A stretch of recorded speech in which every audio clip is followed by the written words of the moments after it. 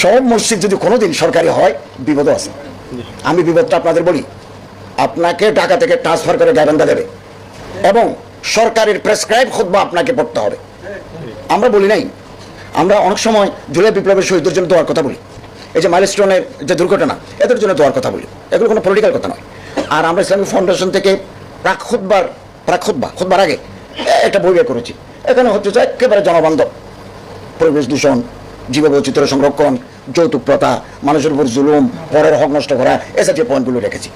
কিন্তু আল্লাহ না করুন, আল্লাহ আয়াজ বিল্লাহ, এমন সরকার যদি আসে, উনি যদি বলেন যে এইটাই ধর্ম মন্ত্রণালয় থেকে একটা পরিবর্তন দিল, এই খুতবায় পড়তে হবে, তখন তো আমরা বাধ্য হয়ে যাব।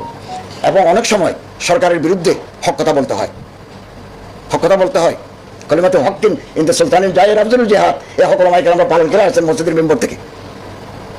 পারবেন না সেটা বলতে গেলে চাকরি যাবে। অতএব একটু দাবি দাও সীমিত আকারে, 100% আপনার সরকারি হতে যাবেন না কোনোদিন, বেকায়দায় পড়ে যাবেন।